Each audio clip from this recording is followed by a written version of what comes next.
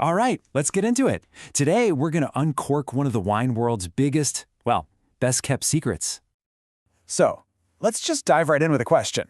When you think of Switzerland, what comes to mind? Probably watches, right? Chocolate? Well, what if I told you their favorite secret is something else entirely? That secret? It's a grape. A grape called Chasselas. And the reason it's such a secret is pretty simple. The Swiss love it so much, they drink almost all of it themselves. Seriously. That's why most of us have probably never even heard of it. And we're not talking about some obscure grape here. This is actually the most planted white grape in all of Switzerland. It's a total national icon, really an emblem of their passion for making incredible wine. Okay, so where did this thing even come from? For a long time, nobody was quite sure. There were theories floating around about France, even the Middle East. But, modern DNA analysis and a deep dive into old records pretty much settled it. The strongest evidence points right to the shores of Lake Geneva in Switzerland. So yeah, this grape has some seriously deep local roots. All right, now this is where Chasselas gets really interesting. What makes it so special is its incredible ability to taste like the place it was grown. It's what we call a terroir grape, and man, is it ever.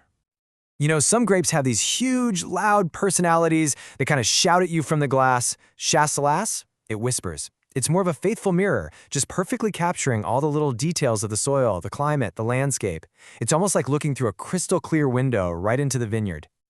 And you can taste this big time when you compare wines from Switzerland's two main regions. It's amazing. In Vaud, you've got Lake Geneva reflecting all that sunlight, which gives you these really elegant floral mineral-driven wines.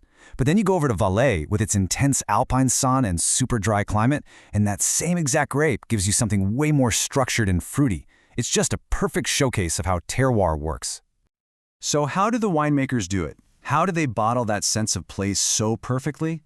Well, it all comes down to a really careful, hands-off approach in the winery. It's a two-step dance, really. First, it's all about gentle fermentation. They'll usually use something like stainless steel tanks, which are neutral, and that's key because you don't want to add any oaky flavors. The goal is just to preserve those beautiful, delicate aromas of fruit and flowers that are naturally in the grape. And then comes step 2, the secret weapon, sur-lie aging. That's sur-lie. It sounds fancy, but all it means is they let the wine hang out with the leftover yeast cells after fermentation is done. It doesn't sound very sexy, I know, but trust me, this is what gives the wine that incredible complexity, that richer body, and this amazing creamy texture. It's a total game changer for the mouthfeel.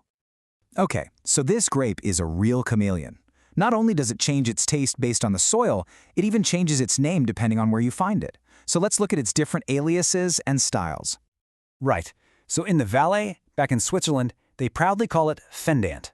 But pop over the border into Germany, into the Baden region, and suddenly it's called Gutedel. Same grape, different passport, Now, style-wise, the one you're most likely to bump into is the young and fresh version. Think light, vibrant, zippy. It's bursting with green apple, citrus, and those delicate white flower notes. Just an absolutely perfect aperitif. But then there's the other side of the coin, the richer, more textured style. And this is where that sur-lie aging really shines. These wines are fuller, they've got that creamy texture we talked about, and the fruit feels a bit riper. It's the more serious, contemplative version of Chasselas. And here's the thing that blows a lot of people's minds. Chasselas can age. And I mean age beautifully. Don't let that fresh, zippy style fool you. The really great ones, with a few years on them, transform completely. They develop these incredible notes of honey and nuts, and the minerality gets so deep and complex, it's just a remarkable thing to taste. Okay, so we know what it is, we know how it's made. Now for the best part. What do you eat with it? Because its real superpower is how unbelievably good it is with food. Back home in Switzerland, it's the absolute classic pairing for all those hearty alpine dishes. I mean, just think about it.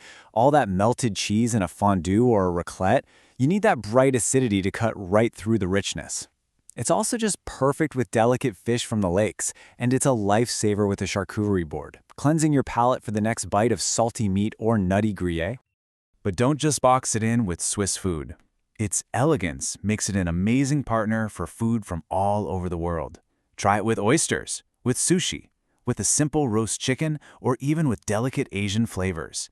Seriously, It has this magic ability to just elevate whatever you're eating. And that really is the key, right? Its whole deal is that it has this perfect balance of acidity and subtle minerality that enhances food instead of steamrolling it. It's a team player. It makes your meal better. It doesn't try to be the star of the show.